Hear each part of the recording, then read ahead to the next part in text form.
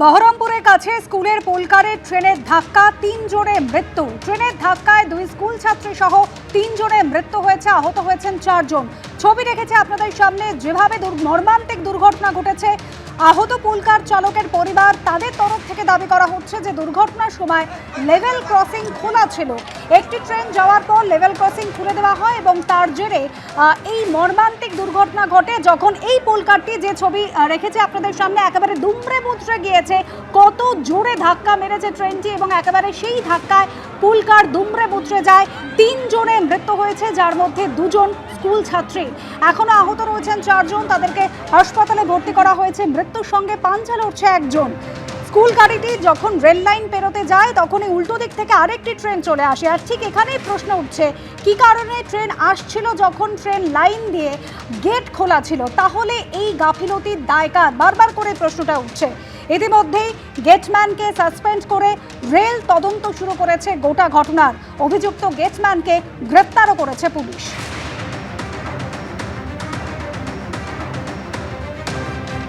সরাসরি আপনাদের একেবারে দুর্ঘটনাস্থলে নিয়ে যাই। আমাদের প্রতিনিধি রাজীব চৌধুরী রয়েছেন আমাদের সঙ্গে। রাজীব, কিছুক্ষণ আগেই তুমি দেখিয়েছো যে দু লাইন দিয়েই কিন্তু, অর্থাৎ আপ এবং ডাউন 2 লাইন দিয়ে ট্রেন চলাচল শুরু হয়েছে, কিন্তু কিভাবে এই মর্মান্তিক দুর্ঘটনা ঘটলো?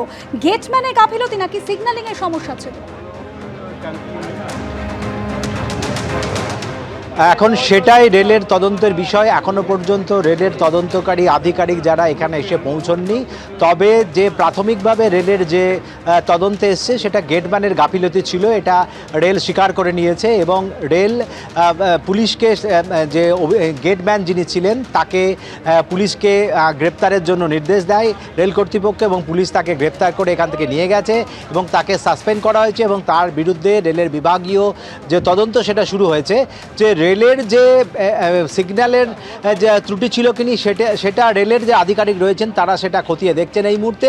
তবে এখানে যে এই যে গেট রয়েছে, যেটা জানা যাচ্ছে যে আপ এবং ডাউন লাইনে সেই সময় যখন নবদ্বীপ মালদা যে ট্রেনটি যেটা ছিল, সেই লোকাল ট্রেন যেটা ছিল সেটা, সেই ট্রেনটি ঠিক চলে যাওয়ার পরেই কিন্তু রেল গেট কিন্তু উঠে যায় এবং উল্টো দিক থেকে যে আবার সেখান থেকে ট্রেন আসে, সেটা হচ্ছে খাগড়াঘাটের দিক থেকে, যেটা নিমতিতা কাটোয়া লোকাল, সেই ট্রেনটি আসে।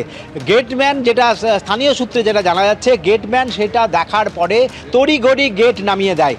ফলে যে গাড়িটি, অর্থাৎ যে পুলকারটি দুর্ঘটনার কবলে পড়ে, সেই পুলকারটি কিন্তু পিছনে আর পেছাতে পারেনি, সামনে যেতে পারেনি, যেটা স্থানীয় মানুষজন যেটা বলছেন, দুদিকে আটকে পড়ে এবং ট্রেনটি, অর্থাৎ কাটোয়াগামী যে ট্রেনটি, লোকাল ট্রেনটি, সেই ট্রেনটি কিন্তু কোনো সুযোগ পায়নি সেখানে তার ব্রেক কষার এবং সে দ্রুত গতিতে বেরিয়ে যায়। এবং যেটা আমরা দেখেছি আসার পরে, সেটা হচ্ছে যে পুলকারের একেবারে সামনে চালকের পাশের যে সিট, একেবারে যে দিকটা, অর্থাৎ গাড়িটির বাম দিকে কিন্তু দুর্ঘটনা হয়, বাম দিকে লাগে এবং বাম দিকটা সবচেয়ে বেশি ক্ষতিগ্রস্ত হয়েছে।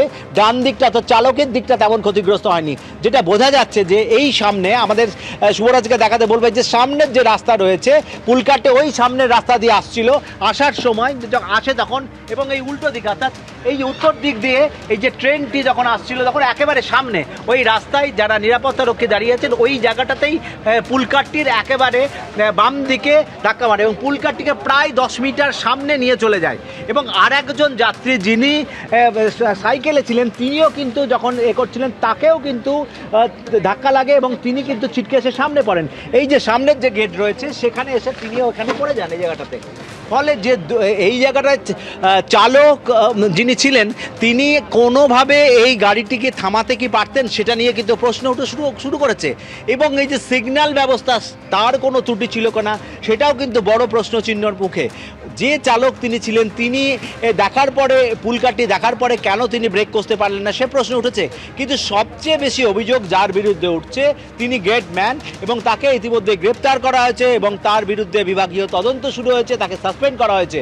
এবং তার বিরুদ্ধে যেটা অভিযোগ স্থানীয় মানুষের, তিনি অপ্রকৃতিস্থ অবস্থায় ছিলেন এবং প্রায়শই তিনি এরম করেন। এবং তিনি আমাদের মুখোমুখি হয়ে যখন তাকে পুলিশ নিয়ে যেত, তখন কিন্তু তিনি কোনো কথা বলেননি। ফলে এই যে ঘটনা, এই ঘটনায় কিন্তু একাধিক প্রশ্নচিহ্ন দেখা দিয়েছে। এবং এই যে কেন দীর্ঘদিন ধরে রেলের এখানে একটা আন্ডারপাসের দাবি কিন্তু রয়েছে। একেবারে আন্ডারপাসের দাবি ছিল স্থানীয় মানুষদের এবং সমস্যা তো ছিল, এবং তারপর আজ যে মর্মান্তিক দুর্ঘটনা ঘটলো রাজ্যে, তা কিন্তু অনেকগুলো প্রশ্নের জন্ম দিচ্ছে। এবিপি আনন্দ, এগিয়ে থাকে, এগিয়ে রাখে।